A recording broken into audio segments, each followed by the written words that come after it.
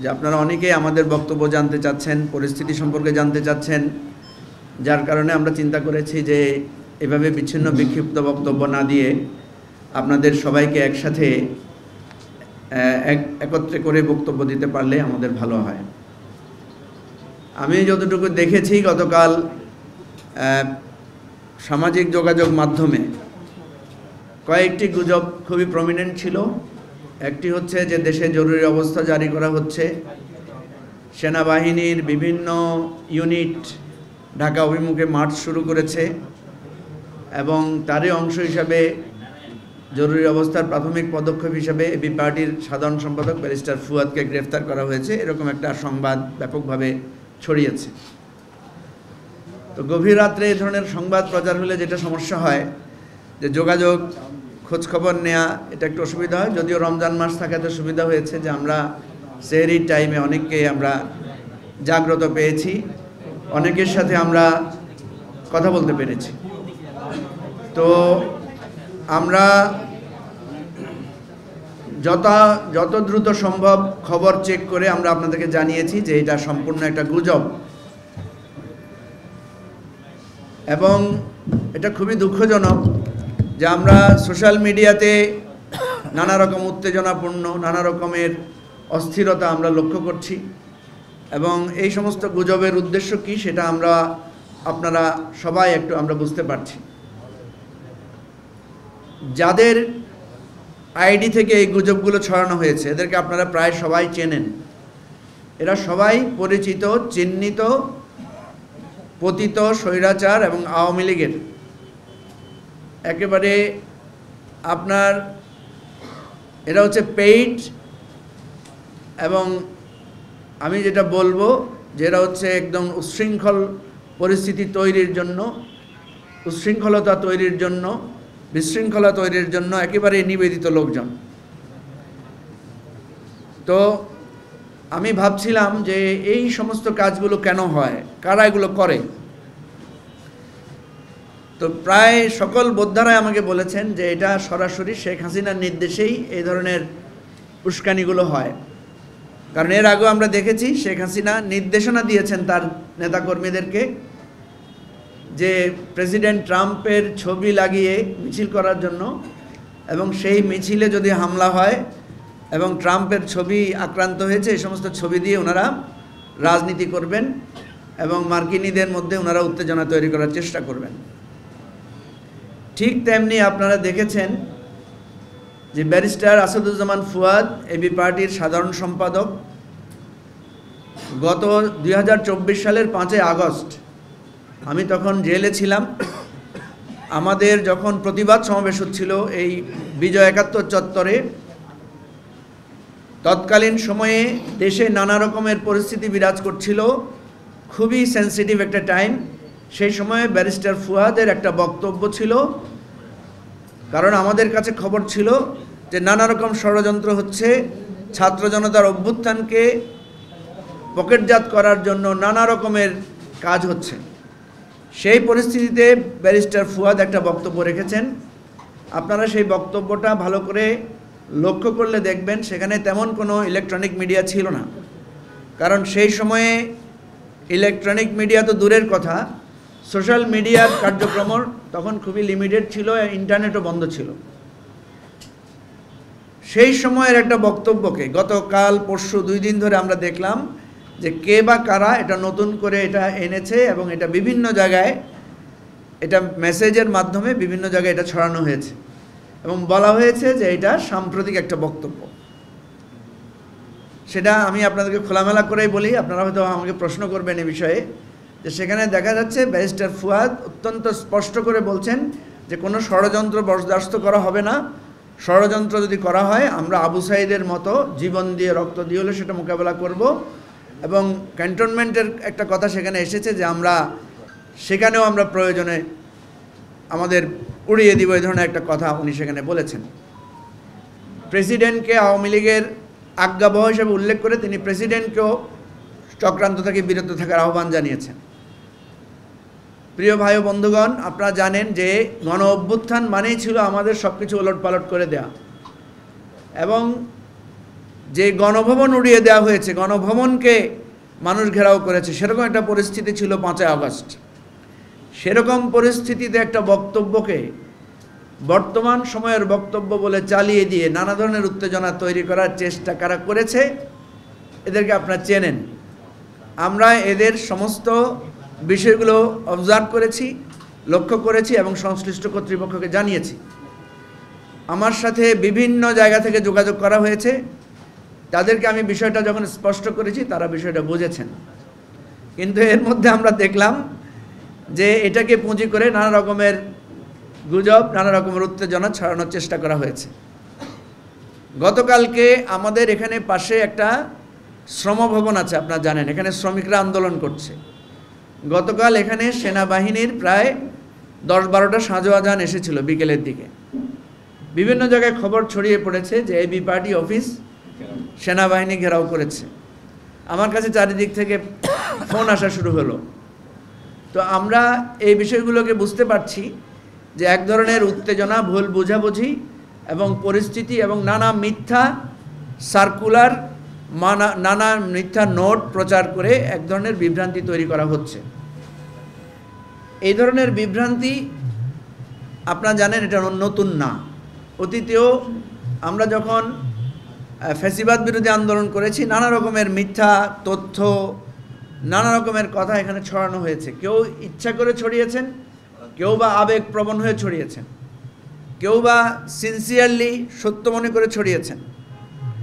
তো এই জাতীয় বিষয়গুলোতে আমি অনুরোধ করব সবাইকে যে আপনারা সবাই একটু সেন্সিবল হবেন, সবাই একটু সতর্ক হবেন, সচেতন হবেন। কোনো ধরনের তথ্য যাচাই বাছাই না করে আপনারা হুট করে সেটা প্রচার করবেন না। গতকাল আপনারা যথেষ্ট দায়িত্বশীলতার পরিচয় দিয়েছেন, সংবাদ মাধ্যমের লোকেরা যথেষ্ট দায়িত্বশীলতার পরিচয় দিয়েছেন এবং আমরা সবার সাথে যোগাযোগ করার চেষ্টা করেছি যারা আমাদের সাথে যোগাযোগ করেছেন। প্রিয় ভাই ও বন্ধুগণ, আমরা পরিষ্কার করে বলছি, একদম এখানে কোনো দাড়ি কমা সেমিকোলন নাই। আমাদের উপরে যখন কারফিউ জারি করা হয়েছিল, আমাদেরকে যখন হুলিয়া দেয়া হয়েছিল, আমাদেরকে যখন মন্ত্রী পরিষদ, বিভিন্ন রাজনৈতিক দল থেকে যখন বলা হচ্ছিল যে আমাদেরকে নিশ্চিহ্ন করে দেওয়া হবে, আমাদেরকে বলতে আমি আমাদের সকল রাজনৈতিক দলের কথা বলছি, আল্লাহর রহমতে আমরা তখন কেউ পালিয়ে যাই নাই, আমরা কেউ গোপন জায়গা থেকে বসে বার্তা আদান প্রদান করি নাই। আমরা আপনাদের সাথেই ছিলাম। একটু আগে এখানে যে সমস্ত মিডিয়ার ভাইরা বলছিলেন যে কঠিন সময়ে আপনারা আমাদের পাশে ছিলেন, আমরা আপনারা একসাথে আন্দোলন করেছি। সুতরাং যে কোনো পরিস্থিতি মোকাবেলা করার, জীবন দেওয়ার, বুলেট বুকে পেতে নেয়ার অভ্যাস আমাদের দীর্ঘদিনের, এটা নতুন কোনো অভ্যাস না। আমাদের বয়স যা হয়েছে তার 3 ভাগের 2 ভাগ বয়সী আমরা এ ধরনের হুমকি ধমকি পরিস্থিতি মোকাবেলা করে আমরা রাজনীতি করি। প্রিয় ভাই ও বন্ধুগণ, আজকে পরিকল্পিতভাবে সাধারণ ছাত্র জনতাকে সেনাবাহিনীর মুখোমুখি ঠেলে দেওয়া হয়েছে বা ঠেলে দেওয়ার চেষ্টা করা হচ্ছে। এই চেষ্টাটা শেখ হাসিনা 4 আগস্ট করেছিলেন, 5 আগস্ট করেছিলেন। পুলিশকে উনি মুখে ঠেলে দিয়েছেন, র্যাবকে জনগণের মুখে ঠেলে দিয়েছেন, বিজিবিকেও ঠেলে দেওয়ার চেষ্টা করেছেন, সেনাবাহিনীকেও জনগণের মুখোমুখি করার, ঠেলে দেওয়ার চেষ্টা করেছিলেন। কিন্তু আমরা জানি সেনাবাহিনী অ্যাজ এ প্রতিষ্ঠান এটা প্রতিহত করেছিল, প্রতিবাদ করেছিল এবং এটাতে সম্মত হয় নাই। শুধু এইবার না, স্বৈরাচারী এরশাদও চেষ্টা করেছিলেন সর্বশেষ তার গদি রক্ষার জন্য সেনাবাহিনীকে জনগণের মুখোমুখি করে দেওয়ার। সেই সময় আমরা দেখেছি অ্যাজ এ ইনস্টিটিউশন বাংলাদেশ সেনাবাহিনী কখনো জনগণের মুখোমুখি দাঁড়ায় নাই। সেনাবাহিনীকে ব্যবহার করার চেষ্টা করা হয়েছিল অতীতেও, কিন্তু প্রতিষ্ঠান হিসাবে সেনাবাহিনীকে কেউ জনগণের মুখোমুখি দাঁড় করানোর জন্য ব্যবহার করতে পারে নাই, বরং কখনো কখনো উল্টা হয়েছে। সেজন্য আমরা স্বনির্বন্ধভাবে অনুরোধ করব, এখানে সেনাবাহিনী, পুলিশ, বিজিবি, আনসার আর আমরা সাধারণ জনগণ সবাই মিলে আমরা কিন্তু এই বাংলাদেশের নাগরিক। আমরা কিন্তু এই দেশের আলো বাতাসে বেড়ে উঠেছি। আমরা সবারই, যিনি সেনাবাহিনীর সদস্য, ওনার 4টা ভাই থাকলে আর 4টা ভাই এই দেশমাতৃকারী মা বাবার সন্তান।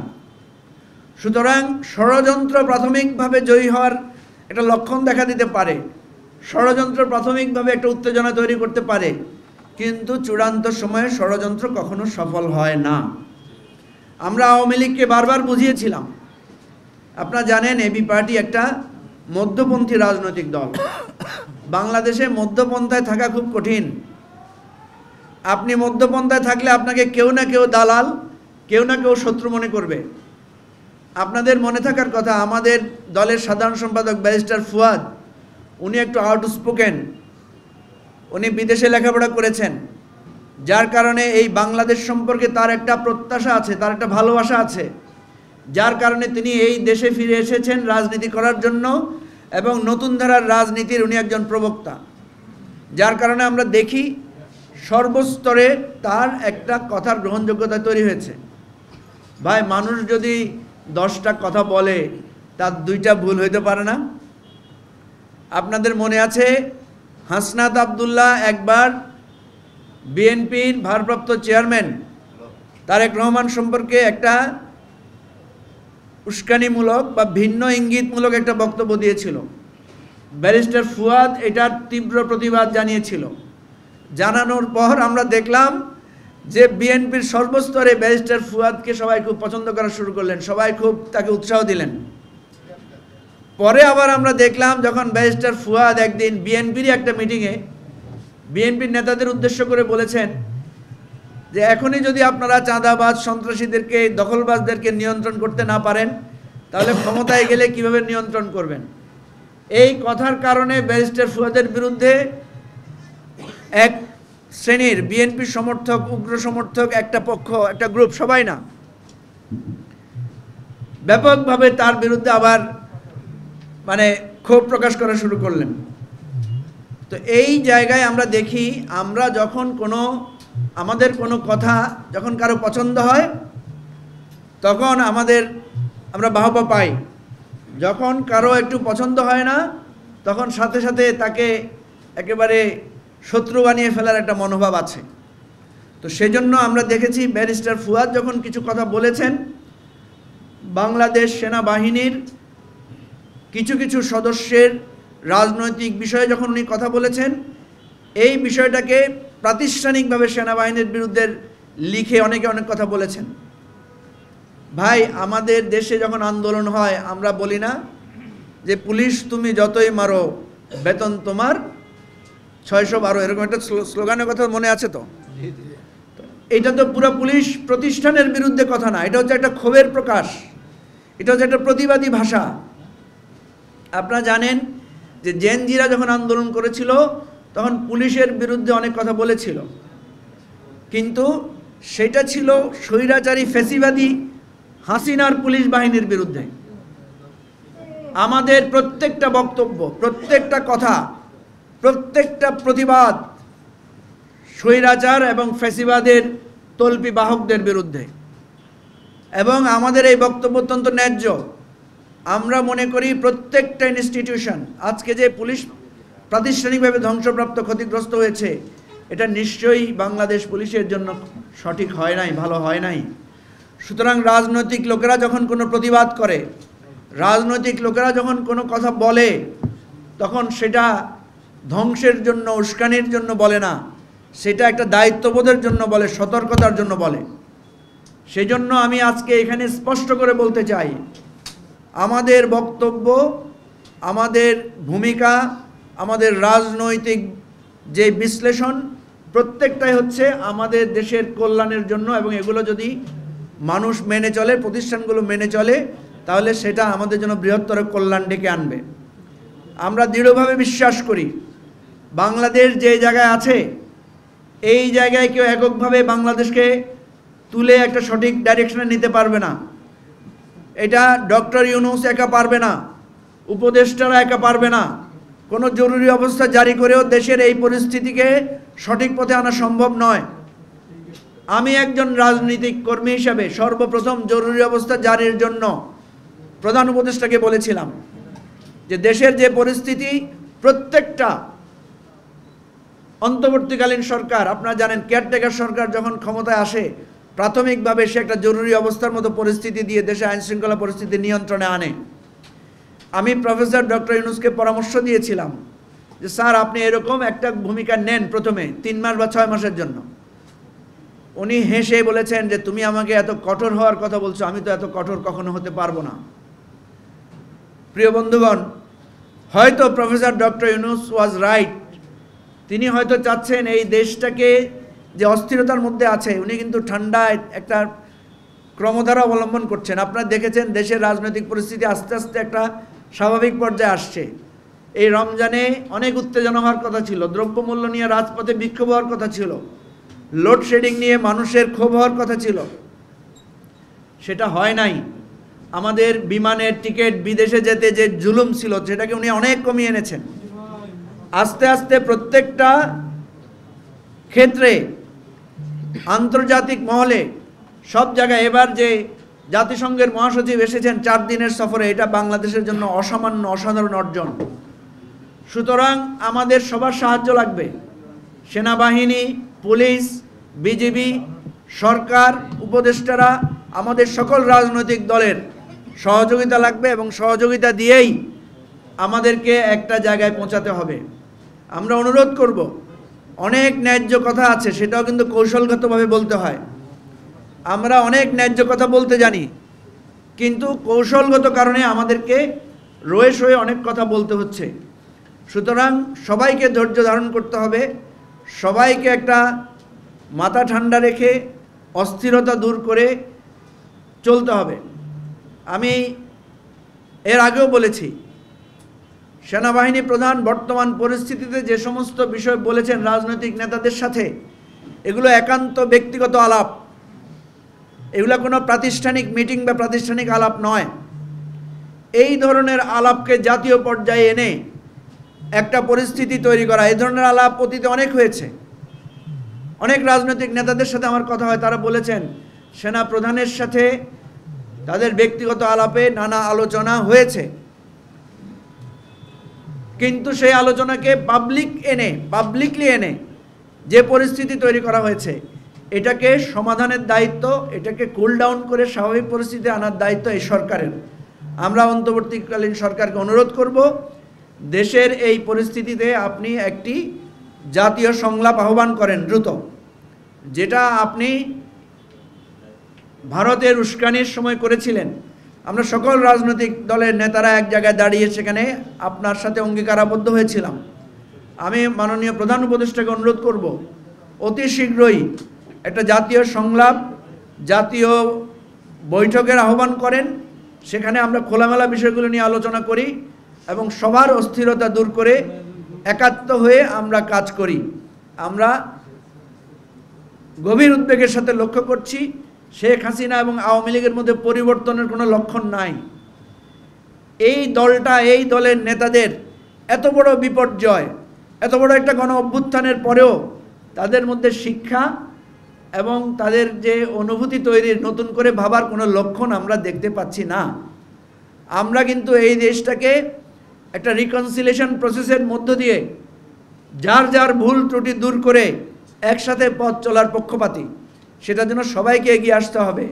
আপনি আমাকে খুন করবেন, আপনি আমাকে গুম করবেন, আপনি আমার লক্ষ লক্ষ লক্ষ লক্ষ কোটি টাকা লোপাট করে দেশটাকে শূন্য করে ফেলবেন, এরপরও অনবরত হুমকি দিয়ে যাবেন, এরপর বলবেন আপনার সাথে আমার ইনক্লুসিভ পলিটিক্স করার জন্য। এই ধরনের একপাক্ষিক ইনক্লুসিভনেস, এটা একটা প্রহসন ছাড়া আর কিছু না। আমরা বলছি যে যার যার জায়গা থেকে সবাইকে এগিয়ে আসতে হবে, সবাইকে ন্যায্যতার ভিত্তিতে ভাবতে হবে এবং ভেবে আমাদেরকে সঠিক পথের দিকে আমাদেরকে যেতে হবে। আপনাদের সবাইকে ধন্যবাদ, কষ্ট করে এখানে এসেছেন।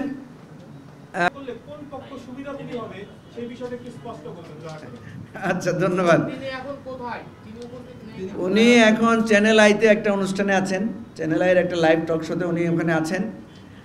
এটা আগে থেকে ফিক্স করা ছিল, আমরা চেয়েছিলাম ওই প্রোগ্রামটা ক্যান্সেল করতে, কিন্তু তারা বলেছে তাদের লাইভ প্রোগ্রাম এবং তারা বলছে যেহেতু আপনাদের সংবাদ সম্মেলনও আছে, সুতরাং ওখানেও তো উনি ওনার বক্তব্য রাখতে পারবেন, সুতরাং সেটা আমরা উনি সেই অনুষ্ঠানে অংশ নিয়েছেন, আমরা সেটা আর ক্যান্সেল করার দেয় নাই। কালকে রাত থেকে চ্যানেল আই যোগাযোগ করছিল যে যেহেতু তাদের গেস্ট ফিক্সড গেস্ট, যদি উনি অ্যারেস্ট হয়ে যান তাহলে তো তাদেরকে গেস্ট চেঞ্জ করতে হবে। তো এনিওয়ে, আমি যেটা বলছি যে ব্যারিস্টার ফুয়াদকে কেন গ্রেফতার করা হবে বা কী হবে এই ধরনের কথা তো আমি তো বলেছি, এটা পুরোটাই বোগাস একটা প্রচারণা। এবং আপনি বুঝতে পারেন না কেন আমি বুঝলাম না, কারণ আমি তো স্পষ্ট করে বললাম যে ব্যারিস্টার ফুয়াদের একটা পুরাতন বক্তব্য গত বছরের 5ই আগস্ট, সেই আগস্টের একটা বক্তব্যকে পরিকল্পিতভাবে বিভিন্ন জায়গায় ইনবক্সে পাঠিয়ে একটা উত্তেজনা তৈরি করা হয়েছে, অ্যাজ ইফ ব্যারিস্টার ফুয়াদ এখন বলছেন যে উনি ক্যান্টনমেন্ট উড়িয়ে দেওয়ার আহ্বান জানাচ্ছেন। এটা 2024 সালের 5ই আগস্টের একটা বিশেষ পরিস্থিতিতে একটা বিক্ষোভ সমাবেশ থেকে বলা, এটা বাংলাদেশের কোনো মিডিয়াতে সেভাবে প্রচারও হয় নাই। অথচ সেরকম একটা ফুটেজকে এখন এনে এটা এখনকার বক্তব্য বলে প্রচার করা হচ্ছে। এবং আমি দেখেছি অনেক রাজনীতিবিদ এটাকে এখনকার বক্তব্য ধরে নিয়ে আমাদের কাছে জানতে চেয়েছেন। আপনারা ভালো করে তাকালে দেখবেন ওখানে কিন্তু পাশে অ্যাডভোকেট তাজুল ইসলাম দাঁড়ানো আছেন, যিনি chief prosecutor of the international crime tribunal. উনি তো আমাদের দল থেকে পদত্যাগ করেছেন প্রায় আজকে 8 মাস 9 মাস হয়ে গেছে, প্রায় 6 মাসের মতো হয়ে গেছে। তাহলে উনি ওখানে দাঁড়ায় বক্তৃতা দিলেন কিভাবে? এটা তো বোঝাই যাচ্ছে এটা অনেক পুরানো। এবং সেখানে আমি নাই। কেন নাই আমি? কারণ আমি তখন জেলখানায়। তো এই ছবিটা, ফুটেজটা আপনারা এটার রিয়েল জায়গাটা খুঁজলেই আপনারা পেয়ে যাবেন। সুতরাং এটা একটা মিথ্যা প্রোপাগান্ডা, এটা একটা অযথা উত্তেজনা সৃষ্টি করার চেষ্টা এবং ভয়ভীতি প্রদর্শনের চেষ্টা। এই জন্যই আমরা আজকে সংবাদ সম্মেলনের মাধ্যমে আপনাদের কাছে সেটা ক্লিয়ার করলাম। রাজনৈতিক দলগুলো সাধারণত আইনি আশ্রয় নেয় না, রাজনৈতিক দলগুলো জনগণের কাছে আশ্রয় নেয়। আমরা জনগণের, কালকে রাত্রে আমাকে অনেকে বলেছে যে ফুয়াদকে যদি গ্রেফতার করা হয় তাহলে আমরা রাজপথে নামতে চাই। ঢাকা বিশ্ববিদ্যালয় থেকে, বিভিন্ন কলেজ থেকে, ইভেন নারায়ণগঞ্জ থেকেও আমাকে একজন ফোন করে বলেছেন যে আমরা ঢাকার দিকে মার্চ করতে চাই। তাহলে দেখেন এই ধরনের একটা বিভ্রান্তিকর তথ্য দিয়ে মানুষের মধ্যে উত্তেজনা তৈরি করা হচ্ছে। আমরা বলেছি যে এই সমস্ত উত্তেজনা মিথ্যা, গ্রহণ করবেন না। যার কারণে আমি সাথে সাথে ফেসবুকে স্ট্যাটাস দিয়েছি এবং বিভিন্ন মিডিয়াকে, আমাদের মিডিয়া সেলে জানিয়ে দিয়েছি এবং কয়েকটা টেলিভিশন তখন তাদের স্ক্রলে ওইটা প্রচার করেছে যে এটা একটা বিভ্রান্তিকর মিথ্যা সংবাদ। তো আমরা মনে করি না।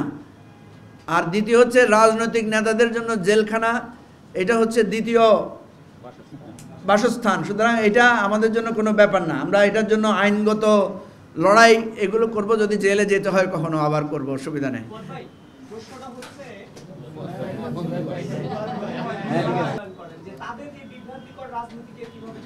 দেখেন, তরুণ নেতাদের অনেক কিছুকে আমরা অত সিরিয়াসলি নিচ্ছি না, কারণ এই তরুণরা তাদের এই তারুণ্যের কারণেই এত বড় একটা আন্দোলন সংগ্রামে তারা আমাদের পাশে ছিলেন। আমরা আশা করছি তারা আস্তে আস্তে তাদের ম্যাচুরিটি ডেভেলপ করবে। আমি তো আপনাকে ইঙ্গিতে বলেছি যে এই ধরনের আলোচনা অনেক রাজনৈতিক নেতাদের সাথে মাননীয় সেনাবাহিনী প্রধানের হয়েছে।